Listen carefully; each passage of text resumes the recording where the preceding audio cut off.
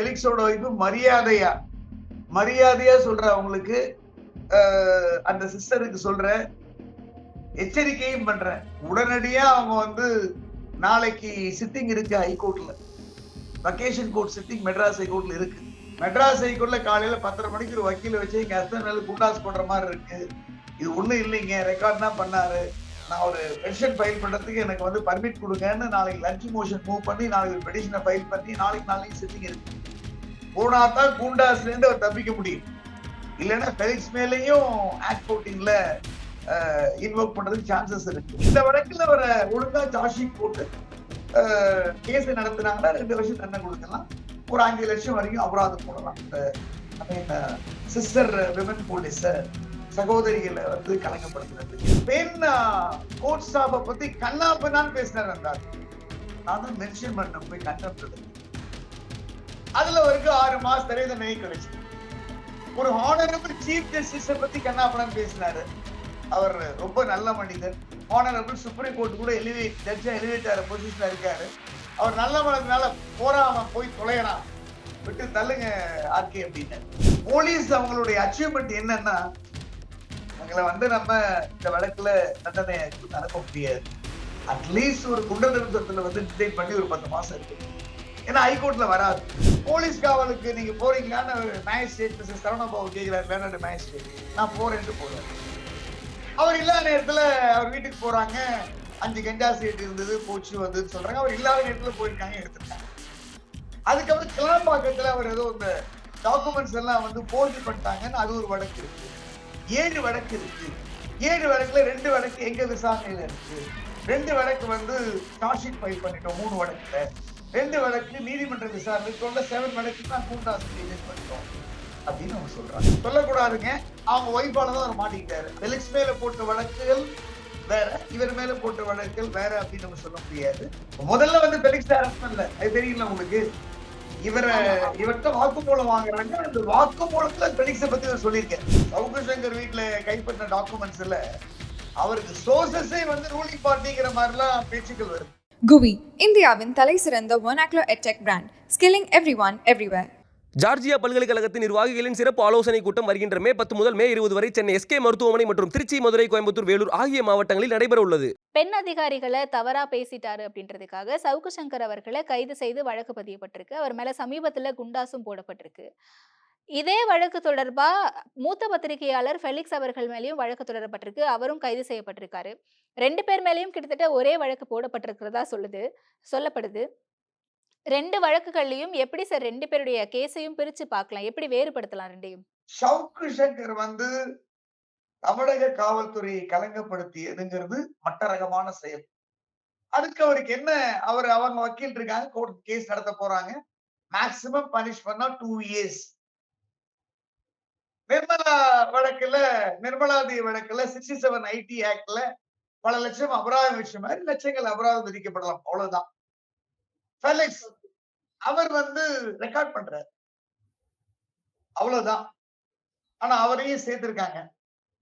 அது அவர் தான் case meet பண்ணணும். இது ஒரு பக்கம் விடுங்க. அதுக்கப்புறம் அவர் வராரு, வர வழியில ஆக்சிடென்ட் ஆகுது. இல்ல எதுவும் ஆகல அப்படின்னு சொல்லிட்டு அவர் போயிடுறாரு. அதுக்கப்புறம் அவரை ப்ரொடியூஸ் பண்றாங்க. சிறையில வந்து கடலூர் சிறையில ஏங்க பெண், அதாவது மாவட்ட ஹானரபிள் ஜட்ஜஸ் ஒர்க் பண்ற பெண் கோர்ட் ஸ்டாஃபை பத்தி கண்ணாப்பண்ணான்னு பேசினார் இருந்தார். நான் தான் மென்ஷன் பண்ண போய் கண்டெம்ட் எடுங்க. அதுல வரைக்கும் 6 மாசம் தடை தண்டனை கிடைச்சது. ஒரு ஹானரபிள் சீஃப் ஜஸ்டிஸை பத்தி கண்ணாப்பண்ணான்னு பேசினாரு. அவர் ரொம்ப நல்ல மனிதர். ஹானரபிள் சுப்ரீம் கோர்ட் கூட எலிவேட் பொசிஷன்ல இருக்காரு. அவர் நல்ல மனதுனால போறாம போய் தொலையலாம், விட்டு தள்ளுங்க ஆர்கே அப்படின்னு. இந்த மாதிரி இவர் வாய, அதாவது வந்துங்க, நான் ஒண்ணு கேக்குறேன். இவருக்கு வந்து இந்த பெண் காவலர்களை போய் தரக்குறைவா பேசினார். ரைட். எவ்வளவு லைக்ஸ் போட்டாங்க அதுக்கு, எவ்வளவு ஆயிரக்கணக்கான பேர் கமெண்ட்ஸ் பாஸ் பண்ணாங்க. இப்ப அவருக்கு வியூ போட்டவங்க எல்லாம் அவரை போய் காப்பாற்ற முடியுமா? நான் சேலஞ்ச் பண்றேன். அவருக்கு வியூ போட்டவன், லைக் பண்ணவன் கோயம்புத்தூர் ஜெயில போய் பெடிஷன் போட்டு பார்க்க சொல்லுங்க, ஒரு போய் வரமாட்டான். அதுக்கப்புறம் செந்தில்குமார் சூப்பர் நின்று காலை உடைச்சாரு, கையை உடைச்சாருன்றாரு. இது வரைக்கும் ஒரு FIR பதிவு பண்ணிருக்கா? நீ கேட்கலாம். அது எப்படிப்பா சவுக்கு சங்கரே உள்ள இருக்காரு, அவர் எப்படி கம்ப்ளைண்ட் ஏப்பா பிரைவேட் கம்ப்ளைண்ட் போடு கோபாலகிருஷ்ணா, நீ கம்ப்ளைண்ட் குடு, குடுக்கலன்னா கோர்ட்டுக்கு வா. இது வரைக்கும் வந்து அவர் கையை உடைத்ததற்கு செந்தில்குமார் என்ற அந்த அடிஷனல் சூப்பரண்டோ இல்ல ஜெயிலரோ இல்ல ஹெட் வார்டரோ வார்டர் மேல எந்த கம்ப்ளைண்ட் கொடுக்கப்படும். சரி, இதுக்கப்புறம் ஹாஸ்பிட்டல் போறாங்க, அழைச்சிட்டு வராங்க. நான் கோயம்புத்தூர்ல தான் இருக்கேன், அதனால ஜெயம் போல நடந்துட்டு இருக்கு. அங்க என்ன பண்றாங்க, ஒரு நாள் போலீஸ் கால் கொடுக்குறாங்க. கோர்ட்ல வந்து சொல்ல வேண்டியதானே, கோர்ட்ல எதுவும் சொல்லல. எனக்கு போலீஸ் காவலுக்கு நீங்க போறீங்களான்னு ஒரு மேஜிஸ்ட்ரேட் மிஸ்டர் சரவணபாபு கேட்கிறாரு, லேர்னட் மேஜிஸ்ட்ரேட். நான் போறேன்ட்டு போறாரு. அவர் இல்லாத நேரத்துல அவர் வீட்டுக்கு போறாங்க. 5 கஞ்சா சீட் இருந்தது, போச்சு வந்ததுன்னு சொல்றாங்க. அவர் இல்லாத நேரத்துல போயிருக்காங்க, எடுத்திருக்காங்க. அதுக்கப்புறம் கிளாம்பாக்கத்துல அவர் ஏதோ இந்த டாக்குமெண்ட்ஸ் எல்லாம் வந்து ஃபோர்ஜ் பண்ணிட்டாங்கன்னு அது ஒரு வழக்கு இருக்கு. 7 வழக்கு இருக்கு. 7 வழக்குல 2 வழக்கு எங்க விசாரணையில இருக்கு. 2 வழக்கு வந்து சார்ஜ் ஷீட் ஃபைல் பண்ணிட்டோம் 3 வழக்குல. 2 வழக்கு நீதிமன்ற விசாரணை, டோட்டலா 7 வழக்கு நான் கூண்டாஸ் டெசிட் பண்ணிட்டோம் அப்படின்னு அவங்க சொல்றாங்க. அதுக்கப்புறம் என்ன நடக்குது, ஃபெலிக்ஸ் போறாங்க. அவரு பிரஸ் கவுன்சிலுக்கு போறாரு. சொல்லக்கூடாதுங்க, அவங்க ஒய்ஃபால தான் அவர் மாட்டிக்கிட்டாரு. அவர் போனை பண்றாங்க. அந்த போனை இவர ரெக்கார்ட் பண்றது போறவரு போன கேப்லாக்னு அவருக்கு தெரியல. அவர் போறாரு. அன்னைக்கு நான் டெல்லியில தான் இருக்கேன். நான் அந்த டெய்புரி ஸ்டேடியம் தான் நான் வந்தேன் நான். அவர பிரஸ் கவுன்சிலுக்கு அப்ளிகேஷன் கொடுக்க போறாரு. அங்கேயே அரெஸ்ட் பண்றாங்க. அப்படியே தூக்கிட்டு வந்து திருச்சிக்கு வராங்க. அவர் மேலேயே வழக்கு. இப்ப அவருக்கு இதுல வந்து கான்ஸ்பிரசி இருக்கான்னு நீங்க சொல்ல முடியாது. ஏன்னா அவர் ரெக்கார்ட் பண்றாரு. அவர் ஒரு யூடியூப் நடத்துறாரு, ரெக்கார்ட் பண்றாரு. பட் அவங்க என்ன, ஏன்னா இதுல சவுக்கு சங்கர் வீட்டுல கைப்பற்றின டாக்குமெண்ட்ஸ்ல அவருக்கு சோர்சஸே வந்து ரூலிங் பார்ட்டிங்கிற மாதிரி எல்லாம் பேச்சுக்கள் வருது. அதுக்கப்புறம் ஏடிஜிபி அருண். ஏடிஜிபி அருண் வந்து சாதாரண குடும்பத்துல பிறந்த ஒரு பர்சன். அவரை பத்தி கண்ணாப்பன் அவன் நான் ஏடிஜிபி அருண் வச்சுக்கேன். அவனவன் சொல்வது இந்திய தண்டனை சட்டத்துல, அவன் இவன் போடா வாடா என்று அழைப்பது இந்திய தண்டனை சட்டத்துல வந்து குற்றம் கிடையாது. பட் நமக்குன்னு ஒரு பண்பாடு இருக்கு. அதனாலதான் நம்ம வந்து மரியாதையை கூப்பிடுறோம். மரியாதையை நீனு பேசுன்றோம், போலீஸ்காரன் நீங்களும் பேசுங்கன்றோம். அப்ப ஏடிஜிபி அருண் அவரை போய் நீங்க வந்து அவனவன் அழைச்சது அப்படிங்கறதெல்லாம் யார் அக்செப்ட் பண்ணுவாங்க? என்ன சொன்னா ஒத்துக்குமா ஒத்துக்குமா ஷல் வி அக்செப்ட்? சோ அவர் ஆனா இதுவரையும் ஆக்ஷன் எடுக்கல. ஏடிஜிபி அருண் வந்து ஒரு very good honest police officer, நல்ல ப்ரொப்ரைட்டரி உள்ளவர், அவரை அன்பிளமிஷ்ட் சர்வீஸ். அவரை போய் கண்ணாமண்ணன் பேசுற வாய்க்கு வந்தது, அதாவது என்னென்ன பேசக்கூடாது பேசுறாரு. அவர் வந்து ஒரு மேல எனக்கு கம்ப்ளைண்ட் கொடுக்கல. அவர் மாநில 3% கோர்ட்ல ஃபீஸ் கட்டிட்டு 1 கோடி நஷ்டம் எல்லாம் கேட்கல. ஃபெலிக்ஸ் மேல வழக்கு போடுறாங்க, இவர் மேல வழக்கு போடுறாங்க. ஃபெலிக்ஸ் இப்ப இதுக்கு இடையில வந்து கூண்டாஸ் அந்த பாயிண்ட்க்கு வாங்க. ஃபெலிக்ஸ் மேல போட்ட வழக்குகள் வேற, இவர் மேல போட்ட வழக்குகள் வேற அப்படின்னு நம்ம சொல்ல முடியாது. மூத்த பத்திரிகையாளர் ஃபெலிக்ஸ் அவர்கள் மேல செக்ஷன் 114 போட்டிருக்கிறதா சொல்லப்படுது. செக்ஷன் 114 கீழே என்னென்ன கிரைம் பண்ணதா வரும்? என்ன வழக்கு ஆக்சுவலி இது? செக்ஷன் 114 அப்படின்னா உனக்கு நார்மலா வந்து இது வந்து more or less related with ID act இருக்கிற மாதிரி தான் இருக்கும். ஏன்னா அவரை தூண்டுதல் பண்ணி தான் உங்களுக்கு இப்போ 109 அவர் மேல போட்டிருக்காங்கன்னா அவரை தூண்டி இருக்காங்க. இவரு என்ன தூண்டி பேச வச்சிருக்காங்க ஒரு வாக்குமூலத்துல கொடுத்திருக்காரு. முதல்ல வந்து ஃபெலிக்ஸ் அரெஸ்ட் பண்ணல, அது தெரியல உங்களுக்கு. இவர்கிட்ட வாக்குமூலம் வாங்குறாங்க. அந்த வாக்குமூலத்துல ஃபெலிக்ஸை பத்தி இவர் சொல்லியிருக்காரு. சோ சவுக்கு சங்கர் ஃபெலிக்ஸை பத்தி சொன்னதாக சொல்லப்படுகின்ற, நம்ம வெரிஃபை பண்ணுங்க கோர்ட்ல போய், நாளைக்கு வெரிஃபை இங்கதான் கோர்ட் இருக்கு JM4, அங்க போய் ரெக்கார்ட்ஸ் பார்த்தாதான் தெரியும். நாங்க ரெக்கார்ட்ஸ் பார்க்கலாம், எங்களுக்கு என்ன ரைட்ஸ் எங்களுக்கு காட்ட முடியாதுன்னு சொல்ல முடியாது. அந்த ரெக்கார்ட்ஸை பார்த்தாதான் தெரியும். அவர் சொன்ன வாக்குமூலத்தின் அடிப்படையில் தான் அவர் மேல கேஸ் போட்டிருக்காங்க. பட் இதெல்லாங்க இதே இதுல வந்து ஃபெலிக்ஸோட வைப்பு மரியாதையா சொல்ற அவங்களுக்கு, அந்த சிஸ்டருக்கு சொல்ற எச்சரிக்கையும் பண்றேன். உடனடியா அவங்க வந்து நாளைக்கு சிட்டிங் இருக்கு ஹைகோர்ட்ல, வக்கேஷன் கோர்ட் சிட்டிங் மெட்ராஸ் ஹைகோர்ட்ல இருக்கு. நேரா அவங்க ஒரு வக்கீல வச்சு அங்க போய் இந்த மாதிரி சோர்ஸ்லாம் ஆயிடுச்சு, என்னோட ஹஸ்பண்ட் மேல கூண்டாஸ், ஏன்னா சவுக்கு சங்கர் மேல கூண்டாஸ் போடுறாங்க அப்படிங்கறது சவுக்கு சங்கர் சம்பந்தப்பட்டவங்க சொல்லல, விக்னேஷ் யாராவது சொன்னதுனால டிஸ்மிஸ் ஆகுது இந்த பெட்டிஷன். அதனால நாளைக்கு மார்னிங் இவங்க போய் யாராவது வக்கீல் வச்சு பாவம் அவங்க லேடி அவங்க என்ன பண்ணுவாங்க, ஹஸ்பண்ட் பண்ணதுக்கு அவங்க என்ன செய்ய முடியும் பாவம். அந்த சிஸ்டர் வந்து உடனே வந்து இமீடியட்டா மெட்ராஸ் ஹைகோர்ட்ல காலையில 10:30 மணிக்கு ஒரு வக்கீல வச்சு எங்க ஹஸ்பண்ட் மேல குண்டாஸ் போடுற மாதிரி இருக்கு. இது ஒண்ணும் இல்லைங்க. ரெக்கார்ட் தான் பண்ணாரு. நான் ஒரு பென்ஷன் ஃபைல் பண்றதுக்கு எனக்கு வந்து பர்மிட் குடுங்கன்னு நாளைக்கு லஞ்ச் மோஷன் மூவ் பண்ணி நாளைக்கு ஒரு பெட்டிஷன ஃபைல் பண்ணி நாளைக்கு சிட்டிங் இருக்கு. போனா தான் குண்டாஸ்ல இருந்து அவர் தப்பிக்க முடியும். இல்லன்னா ஃபெலிக்ஸ் மேலயும் ஆக்ட் 14ல இன்வோக் பண்றதுக்கு சான்சஸ் இருக்கு. இப்ப குண்டர்னா என்ன? அத முதல்ல புரிஞ்சுக்கணும். முதல்ல நம்ம நேயர்களுக்கு சொல்லுவோம். ம். அதாவது புரியுது. சமுதாயத்துக்கும் சமூகத்திற்கும் அச்சுறுத்தலாக இருக்கக்கூடிய நபருக்கு பேர் தான் குண்டர். இது ஆக்ட் 14 நாங்க சொல்லுவோம். நான் ஆயிரக்கணக்கான கூண்டாஸ் வழக்கு நடத்துறதுனால சொல்றேன். இதுக்கு leading case Rekha versus state தான் லீடிங் கேஸ் இதுக்கு. இப்ப லேட்டஸ்டா ஆனரபிள் ஜஸ்டிஸ் இஸ் லார்ட்ஷிப் நீதியரசர் எம்.எஸ். ரமேஷ் அவர்கள் தலைமையிலான மதுரை பெஞ்ச் அமர்வு வந்து இந்த கூண்டாஸ் சம்பந்தப்பட்ட நிறைய கைடன்ஸ் கொடுத்து காம்பன்சேஷனே கேட்கலாம். ஏன்னா கூண்டாஸ் ஆக்ட்ல வந்து action taken in good faith, compensation கேட்க முடியாதுன்னு இருக்கு. ஆனா காம்பன்சேஷனே கேட்கலான்னு ஒரு ஆர்டர் தான் போட்டிருந்தாங்க. சோ இவர் ஒரு குண்டரா அப்படிங்கிறது we have to examine.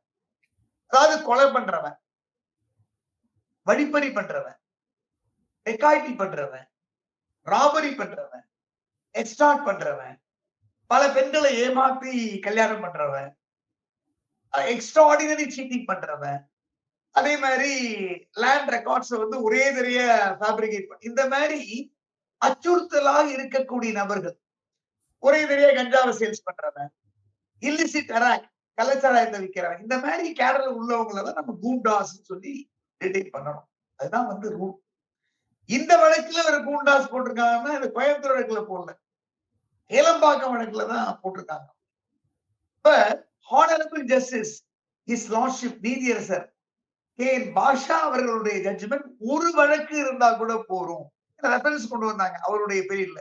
அதாவது நியர்லி அபவுட் ஒரு 10 years பேக். கூண்டாஸ் எப்படி போடலாம், அதுக்கு ஒரு வழக்கு போருமா? எப்படி சொல்லுவாங்கன்னா adverse cases, ground cases. Adverse கேஸ்னா இதுக்கு முன்னாடி உள்ள பிரசிடென்ட்ஸ். இதான் வந்து ரெண்டே set, ground cases, adverse cases. ஆனா ஒரு வழக்கு இருந்தாலே குண்டர் தடுப்புல காவல் வைக்கலாங்கிறது full bench order led by honourable நீதியரசர் கே பாஷா ஜஸ்டிஸ். ஆனா இது நிலைக்குமா நிலைக்காதான் இந்த கேஸ் வந்து நிக்காது. இவரை வந்து இந்த வழக்குல அவரை ஒழுங்கா சார்ஜ் ஷீட் போட்டு கேஸ் நடத்தினாங்கன்னா 2 வருஷம் தண்டனை கொடுக்கலாம், ஒரு 5 லட்சம் வரைக்கும் அபராதம் போடலாம். இந்த ஐ மீன் சிஸ்டர் விமன் போலீஸ சகோதரிகளை வந்து கலங்கப்படுத்தினதுக்கு அது சட்டம். அது அவர் நம்ம வந்து தவறுதான், இமாலய தவறு. பட் குண்டர் சட்டம் வந்து இவர் மேல போட்டது நிக்காது. ஆனா இப்ப என்ன நடக்கும்? இப்ப ஹேபியஸ் கார்பஸ் தான் போடணும் குண்டர் தடுப்பு சட்டத்துல. ஹேபியஸ் கார்பஸ் ஆட்புணர் மனு போடணும். அதுக்கு அந்த புக்ஸ் எல்லாம் அவர்கிட்ட தான் இருக்கும், அவர்கிட்ட வாங்கி அதை ஃபைல் பண்ணணும். அப்ப என்ன ஆகும்னா 3 ஆப்ஷன் இருக்குங்க. ஒண்ணு வந்து ஸ்டேட்டுக்கு வந்து என்ன குண்டர் தடுப்பு சட்டத்தில் நீங்க வந்து டிடைன் பண்ணது டிடென்ஷன் தவறுன்னு நாங்க எழுதணும். கவர்மெண்ட் வந்து 14 நாட்களுக்குள்ள பதில் கொடுக்கணும். அடுத்தது போர்டுன்னு ஒண்ணு இருக்குங்க. நம்ம மெட்ராஸ் கலெக்டரேட் இருக்கு பாத்தீங்களா, சிங்காரவேலர் மாளிகைன்னு நினைக்கிறேன். அங்க ஒரு போர்டு இருக்கு, அட்வைசரி போர்டு அப்படின்னு. 3 ஹைகோர்ட் ரிட்டையர்ட் ஜட்ஜஸ் இருப்பாங்க. 3 பேரும் ஆனரபிள் ரிட்டையர்ட் ஜட்ஜஸ் தான். அந்த போர்டுல வந்து நாங்கெல்லாம் அப்பீர் ஆக முடியாது, வழக்கறிஞர்கள் அங்க அப்பீர் ஆக முடியாது. சம்பந்தப்பட்டவங்க நாங்க எழுதி கொடுத்துருவோம், அஃபிடவிட் போட்டு அவங்க ரத்து பண்ணலாம். சோ அரசே ரத்து பண்ணலாம், போர்டு ரத்து பண்ணலாம். இதுக்கு அப்புறம் தான் வந்து ஹைகோர்ட். பட் ஹைகோர்ட்ல நீங்க ஃபைல் பண்ணீங்கன்னா மினிமம் 9 மாசம் வரையும் இந்த கேஸே வராது. என்ன பண்றீங்க? கேஸ ஃபைல் பண்றீங்க, 4 weeks நோட்டீஸ் பாங்க, ஆனா வரவே வராது. அது லிஸ்ட் ஆகும் போது 6 மாசம் 8 மாசம் 9 மாசம் ஆயிடும். மேக்சிமம் 12 months தான். சோ போலீஸ் அவங்களுடைய அச்சீவ்மெண்ட் என்னன்னா, இவங்களை வந்து நம்ம இந்த வழக்குல தண்டனை கொடுத்து அனுப்ப முடியாது. அட்லீஸ்ட் ஒரு குண்டர் தடுப்பு சட்டத்துல வந்து டிடைட் பண்ணி ஒரு 10 மாசம் இருக்கு. ஏன்னா ஹைகோர்ட்ல வராது. ஏன்னா எந்த பிரதர் அட்வொகேட்ஸ் ஒரு ஏர்லி ஹியரிங் போட மாட்டாங்க. இப்ப நாளா என்ன பண்ணுவேன்னா, 4 வாரம் வரல அப்படின்னா 4 வாரம் வரல கண்டெம்ட். நான் கேட்பேங்க, நீங்க வந்து ரெஜிஸ்ட்ரி டேஷ் கொடுக்குறீங்க, 4 வாரம் லிஸ்ட் பண்ணுங்கன்னு. ரெஜிஸ்ட்ரி லிஸ்ட் பண்ண கண்டெம்ட் இல்லையா நான் ஆர்கியூ பண்ணுவேன். ஏன்னா கண்டெம்ட்டையும் நான் ஃபேஸ் பண்ணுவேன். நான் என்ன மாதிரி எல்லாம் இருப்பாங்கன்னு நினைக்க முடியாது, நீங்க நினைக்க முடியும். நான் ஆர்கியூ பண்ணுவேன், ஏர்லி ஹியரிங் பெட்டிஷன் போடுவேன். அதை டிஸ்கஸ் பண்ணா சுப்ரீம் கோர்ட்ல போய் ஆர்டிகல் 21 லைவ் அண்ட் லிபர்ட்டி போச்சுன்னா கான்ஸ்டிடியூஷனல் கோர்ட்ல ஒரு பிராக்டிஸ் பண்ற அட்வொகேட்ஸ் நாங்க அங்க போய் ஒரு ஆர்டர் வாங்கிட்டு வருவேன். இந்த இத 1 மாசத்துல முடிங்கன்னு வாங்கிட்டு வந்து முடிச்சுட்டு போயிடும். அந்த மாதிரி யாரும் பண்ண மாட்டாங்க. இந்த வழக்கிலேயே இவங்க என்ன பண்ணிருக்கணும், எஃப்ஐஆர் இப்ப இப்ப பெலிக்ஸோட ஒய்ஃப் என்ன பண்ண தெரியுங்களா, எஃப்ஐஆர் பாஸ் ஆகுதோ இல்லையோ நல்லா கேட்டுங்க, இம்மீடியட்டா பெலிக்ஸ் மேல உள்ள எஃப்ஐஆர் கிளாஷுக்கு ஹைகோர்ட்டு கொண்டு போகணும். பாஸ் ஆகுதோ இல்லையோ எஸ்ஆர் நம்பர் ஆகி மெயின் நம்பர் ஆச்சுன்னா கூண்டாஸ் போட முடியும். இதெல்லாம் யாருக்கும் தெரியாது. சவுக்கு சங்கர் அவர்களும் கோர்ட்ல இருந்து கூட்டிட்டு வரும்போது ஒரு விஷயம் பேசுறாரு. பிரஸ் பீப்புள பார்த்து என்னை சித்திரவதை செய்தார்கள், எனக்கு காவல்துறையினர் வந்து என்னை அடிச்சு கொடுமைப்படுத்தினாங்க அப்படின்ற மாதிரி சொல்றாரு. அப்படிலாம் நடந்திருக்கிறதுக்கான வாய்ப்புகள் இருக்கா உள்ள? ஏங்க, அந்த கோபாலகிருஷ்ணன் அட்வொகேட் ஒரு பெட்டிஷன் ஃபைல் பண்றாரு. அது அன்றைக்கு வந்து honourable JM in charge learned mister Gopalakrishnan honest extraordinary honest magistrate அவருங்க, JM1 ஆஃப் கோயம்புத்தூர். அவர் கோர்ட்ல வருது இன்சார்ஜ் இல்ல. ஆனா ரேஸ்கோர்ஸ் போலீஸ் ஸ்டேஷன் JM4ல தான் வரும். அந்த பெட்டிஷன் JM4 அலோவ் பண்றாரு. அலோவ் பண்ணி அவர் போய் பார்த்திருக்கணும், அவர் போய் பார்த்துக்கல. அவர் வந்து என்ன பண்றாரு, சட்ட உதவி மையம் லீகல் சர்வீஸ் அத்தாரிட்டி கோயம்புத்தூர்ல ஒரு சண்முகவேலு தலைமையில 3 அட்வொகேட்ஸ் அண்ட் 2 டாக்டர்ஸ் போய் ஜெயிலுக்கு போக சொல்றாங்க, ரிப்போர்ட்டை ஃபைல் பண்றாங்க. அந்த ரிப்போர்ட்டை ஏபிஎஸ் கார்பஸ்ல அவங்க ஃபைல் பண்றாங்க. மெட்ராஸ்ல இப்ப போன வாரம் வந்தது இல்ல, க்ளோஸ் பண்ணிடுறாங்க. சோ இவருக்கு சரியான அட்வொகேட்ஸ் இல்ல, சரியான ஆர்குமெண்ட்ஸ் வைக்க, அதான் உண்மை. போனாருன்றாருன்னா உடனே அவங்க மேல கம்ப்ளைண்ட் கொடுத்துருக்கணும்ல. இதுவரையும் கம்ப்ளைண்ட் கொடுக்கலையே. அவங்க ஒய்ஃப் கொடுக்கட்டும், அவர் நண்பர் கொடுக்கட்டும், வக்கீல் கொடுக்கட்டும், இல்லையே கம்ப்ளைண்ட் எடுக்கலையா பிரைவேட் கம்ப்ளைண்ட் போடுங்க. 200, 190, 156 சப்ளாசியில போடுங்க. அதே JM4ல நீங்க போலீஸ் காவலுக்கு ஒத்துட்டு போறீங்க. அவருக்கு வந்து உங்களுக்கு அட்வொகேட் சப்போர்ட் பண்றாங்களா அவங்க வக்கீலுங்க? ஏன்னா வராரு அவரு கோபாலகிருஷ்ணன் பிரதர் இன்டர்வியூ கமெண்ட்ரி மாதிரி வராரு. இவர் வந்தார், இவர் போனார், நாங்கள் நீதியை நம்பி இருக்கிறோம், பெடிஷன் போட்டிருக்கோம், பெடிஷன்ல போட்டிருக்காங்க. ஏங்க, போலீஸ் கஸ்டடின்னு எடுத்ததுன்னா சுப்ரீம் கோர்ட் ரூலிங் இது. எந்த அட்வொகேட் கிளையண்ட்டுக்கு நாங்க வக்காலத்து போட்டிருக்கோமோ நாங்க போய் every 15 minutes every half an hour பார்க்கணுங்கிறது அது ரூலுங்க. அது ஆர்டிகல் 21ல நாங்க எங்க சுப்ரீம் கோர்ட் ஜட்ஜ்மெண்ட் அது. அவர் போய் பார்த்தா பெரிய விஷயமா அது. GUI, இந்தியாவின் தலை சிறந்த vernacular edtech brand, skilling everyone everywhere. Georgia பல்கலைக்கழகத்தின் நிர்வாகிகளின் சிறப்பு ஆலோசனை கூட்டம் வருகின்ற மே 10 முதல் மே 20 வரை சென்னை SK மருத்துவமனை மற்றும் திருச்சி, மதுரை, கோயம்புத்தூர், வேலூர் ஆகிய மாவட்டங்களில் நடைபெற உள்ளது.